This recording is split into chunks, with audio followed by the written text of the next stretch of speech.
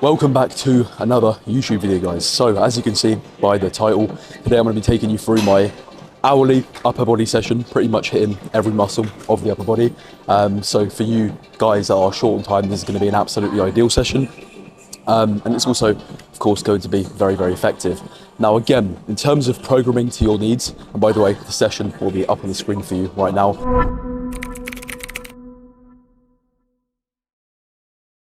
In case you don't want to watch the whole video, but want an effective upper body session.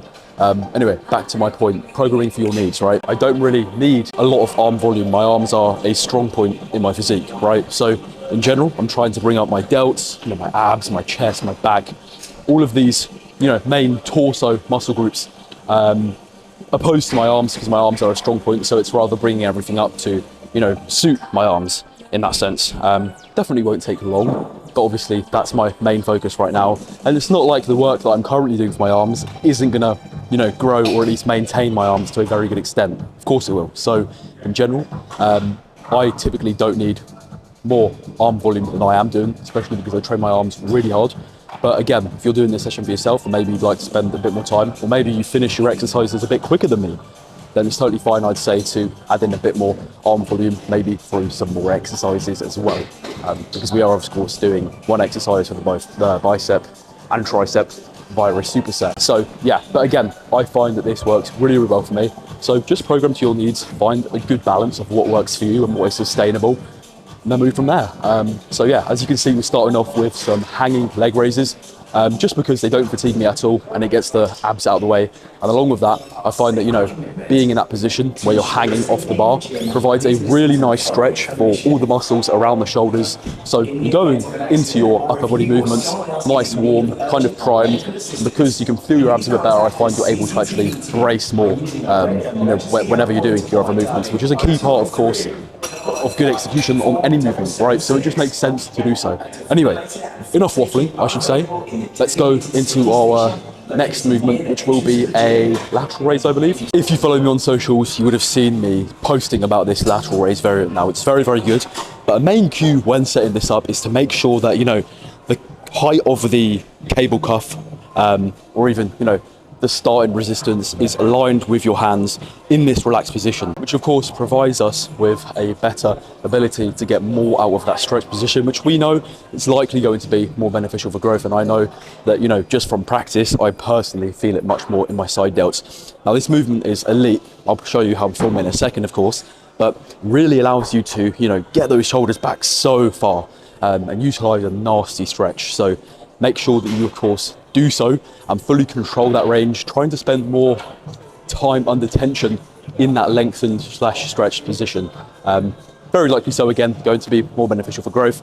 But even so, I guarantee you'll feel it more, okay? Now, again, tiny bit awkward setup. Still good, mate, thank you. But not the end of the world, of course, yeah, grab it, mate. Not the end of the world for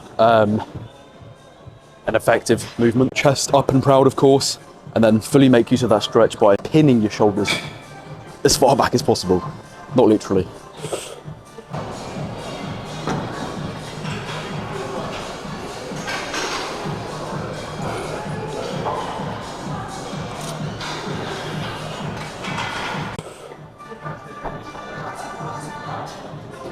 Just another quick cue, of course. A lot of people kind of do a Y raise here, so they raise forward as opposed to laterally, so to the side.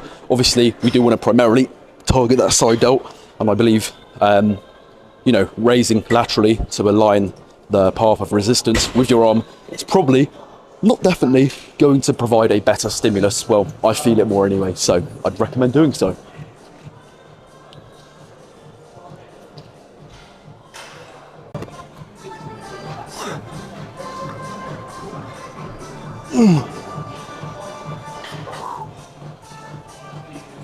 If you are doing your first set with, let's say, 8 kilos, and then you move into your second set with 8 kilos as well, that's totally fine. But if you match your reps on your second set with what you got on your first set, then that means that first set wasn't a true failure, because you would have built up a fair bit of fatigue in that first set with that weight, to then, you know, not allow you to match that weight with reps for your second set. Okay, so if you find yourself matching your reps with the same weight across your sets, you are leaving reps in reserve, most likely on those, you know, first few sets. So in general, I would say make sure that you are, of course, holding yourself accountable and not leaving any reps in reserve, pushing as far as you can through the set, to, of course, make those reps as far away as possible. For example, on set 1 here, I got 8 kilos for 11.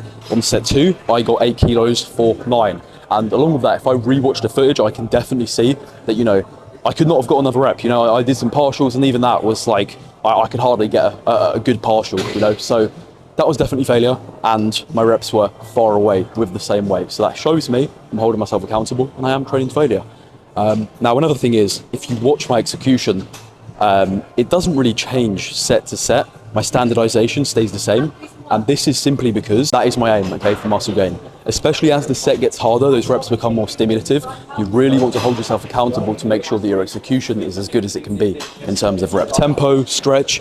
You don't want to be taking any of that away from yourself, because you're going to be taking away the amount of time you spend through those effective reps. So again, make the most out of them, okay?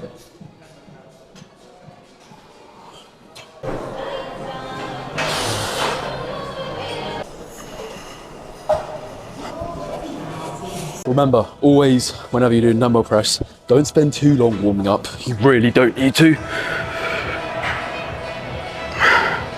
Short reps, short sets, and heavier weights, just so you, of course, prepare yourself to move the loads that you are.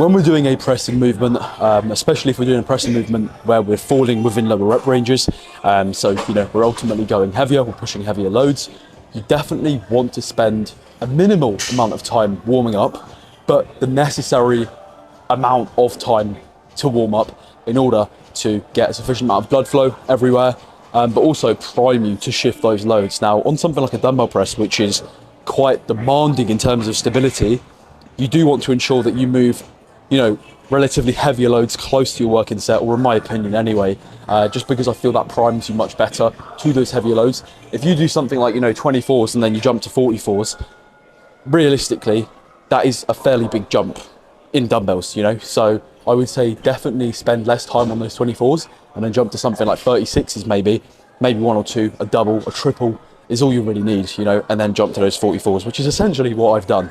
But yeah, let's get to it now. Let's see how it moves.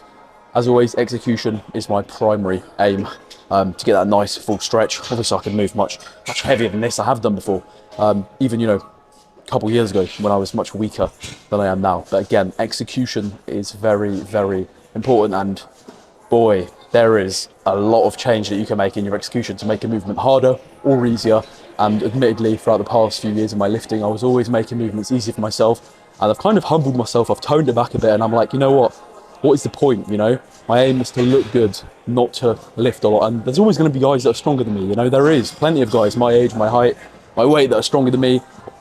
Younger me didn't like that thought, and that's why, you know, I was squatting 5 plates, I was trying to put as much weight off the floor, I was trying to bench, you know, a lot of weight. Doesn't matter, guys, okay? If your goal is to look good, really hone in on your goals and prioritize, you know, programming in a way that helps you meet those goals. Anyway, enough waffling.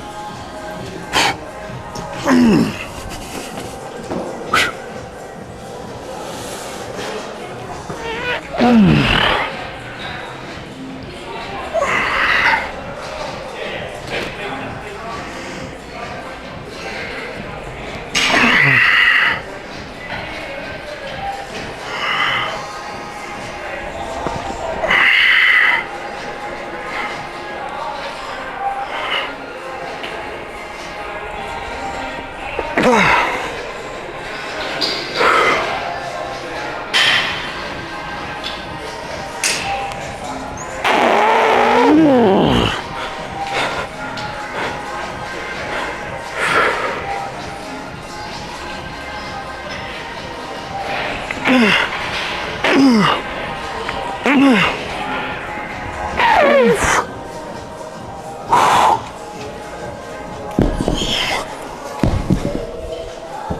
bad.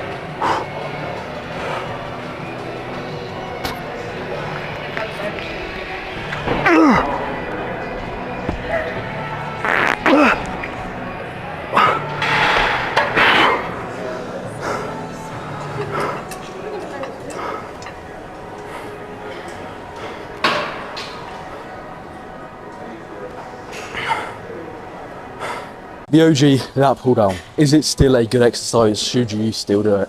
It absolutely is a good exercise, and it always was. I think the main reason people were saying you should stop doing it is because apparently it didn't target the lats, and it's primarily an upper back movement. The fact of the matter is, it will to an extent target the whole back. There have been bodybuilders and many respectable lifters using this movement for ages and still making fantastic progress and building awesome backs. So, the moral of the story is, it is a great back exercise. Whether it targets more lats or more upper back, execute it in a way that'll help you target more maybe lats or more upper back, depending on what you want to do. But just know, if you can dial that execution in, get stronger on it over time, you will absolutely have great back development to show for it. And when we compare it to other back exercises, what's to say that this isn't up there with one of the best back exercises? Because it's very stable, it locks you in. Obviously, yes, your torso can move back and forth, but that comes back to executing the movement properly, and it's down to you to be able to do that. And along with that, I personally feel this movement in my whole back, okay? I feel my upper back to an extent, I feel my rear delts, and I also feel my lats, okay? So it is a good movement, you should definitely do it, and I don't think we should still be asking the question, is it quote unquote still a good back exercise? It always was, and it always will be, okay? Of course, to target the lats or to target the upper back, there may be better variants, okay?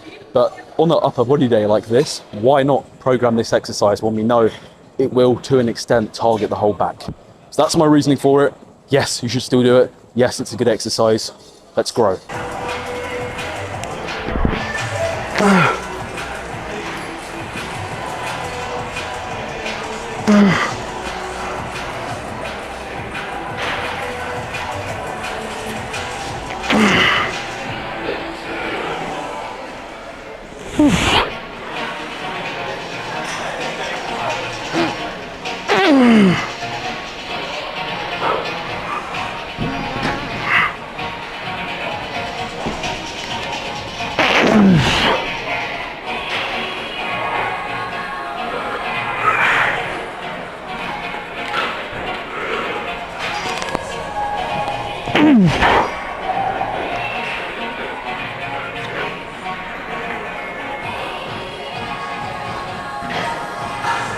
This is tough.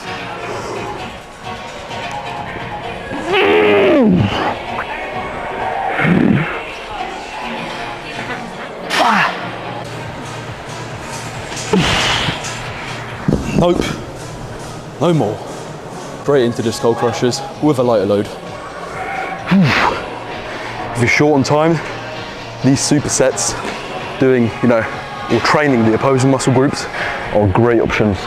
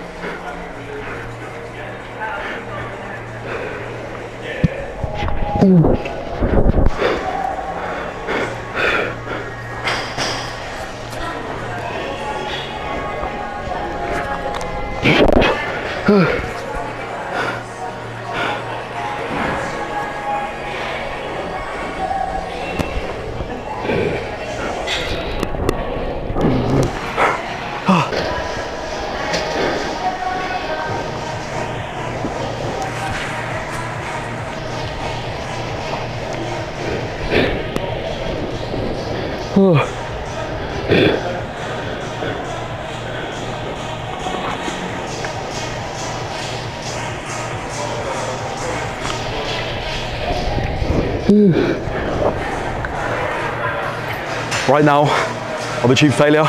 I'm gonna really milk that eccentric range, that stretch, for all it's worth, because that's possibly the most stimulative portion of the whole movement.